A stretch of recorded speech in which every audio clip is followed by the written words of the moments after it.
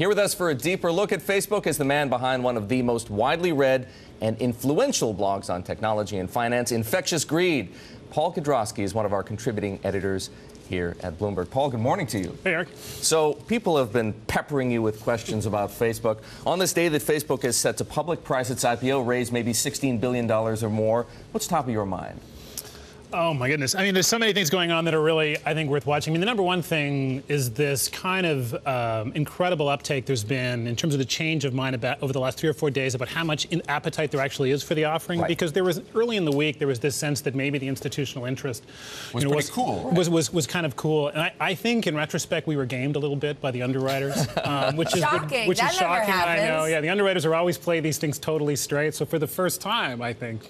No, not for the first time. For the everyth time, what happened here, I think, is that to try and drive up interest at the margin, largely from retail, I think, because, you know, if you notice, some of the issue actually got pushed through the retail channel, which was really surprising in retrospect, because, you know, there was a lot of institutional interest quite clearly. So why did any go through, for example, E-Trade or any of the other retail channels?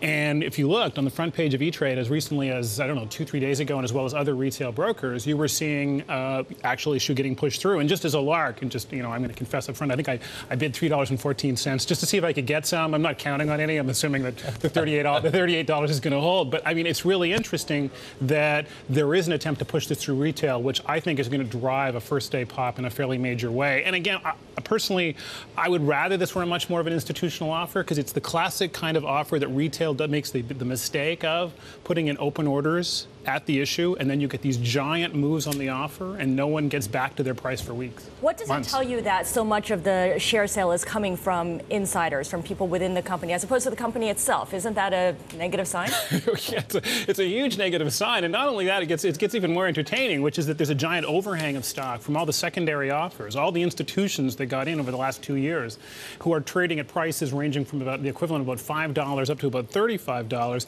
and they're all cheerfully sell at prices that aren't going to make money for anyone who buys at the offer. If, say, it goes out at $38, which it won't, it's going to trade higher. There are all kinds of investors who are going to be selling, and making money all the way down to $5. But isn't this a unique deal why they would want to go to retail? Because so many people out there basically aren't paying attention to the sales revenues, have no idea about GM dropping out, and they're saying, Facebook, I'm on it, everybody is, I need to buy it. So this is different than most other deals, and it's those retail investors who may buy this and say, I'm going to hold on. I know Facebook, I just know it's going to go up, rather than institutional investors who are in because it's a hot deal.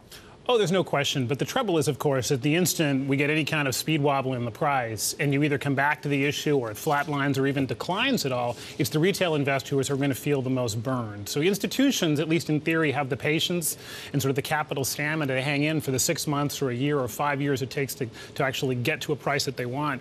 Retail investors don't have that patience. They're going to say, "Oh my goodness, I thought this was going to be hot, honey. You said this was going to be great. Honey. We all love Facebook. How about my Facebook page? Yeah, what happened here?" And it goes back to the old adage. You remember Peter Lynch said this almost 2 decades ago in his book. I think it was called One Up on Wall Street. This idea that buy what you know. It's a lovely idea. The trouble is being aware of something I know about Facebook is not the same thing as saying as I have an edge with respect to investing. It's why people want to work in equities. It's why people want to work in equities. So what's the strategy? I mean, I know you're not an investment manager and giving tips, but you've been following the IPO hype for Facebook. If you're sitting at home right now, you're a retail investor, you want to get involved, it's certainly exciting, you use Facebook. Should you wait till after the IPO pops? Should you wait till the dust settles and see what investors think? If there's no question, and if you feel really, you know, giddy and you want to be part of something, there's lots of other things to look at. They're going to get yanked up on the coattails of Facebook. You know, there's Zynga, for example, there's LinkedIn, there'll be other things coming out. So ride the coattails of an offering like this. Don't try and ride the offering directly.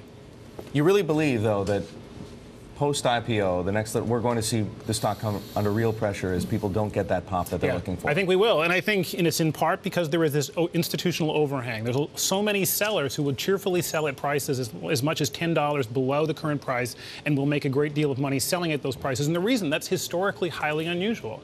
And the reason why it's highly unusual is because, in a sense, Facebook went public before it went public. Right? It went public on second market 2 years ago. I want to go back to this point that Scarlet made about the insiders. If the over-allotment option is exercised, you'll see people like Peter Thiel sell 50% of their holding in Facebook. Peter Thiel was one of the first guys to see the promise of Facebook.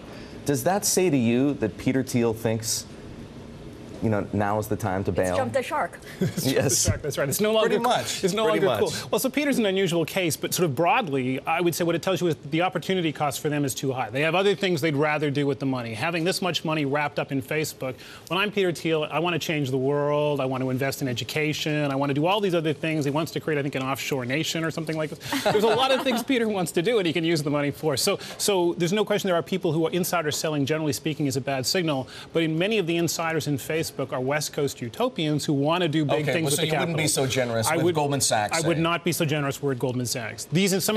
Goldman will be a 50% seller at the over-allotment option as well. Because people at Goldman Sachs don't want to, people on the East Coast don't want to do as nice things as people on the West Coast do? That's exactly what the problem is. And Goldman, I mean, to be fair to Goldman, right, they're not in the inventory business, right? Their old line, we're in the moving business, not in the storage business. They're just not as philanthropic. They don't want to do nice things. This is not our thing. People in Northern California do. You've heard that, right? If we're looking Everyone here hear that? That's right. That's what we do. That's what we do. We save the world. Totally. Yeah, people here never do that. I know. Paul, great to see you this morning, and thank you for coming. Paul Kedrosky, the man behind Infectious Greed.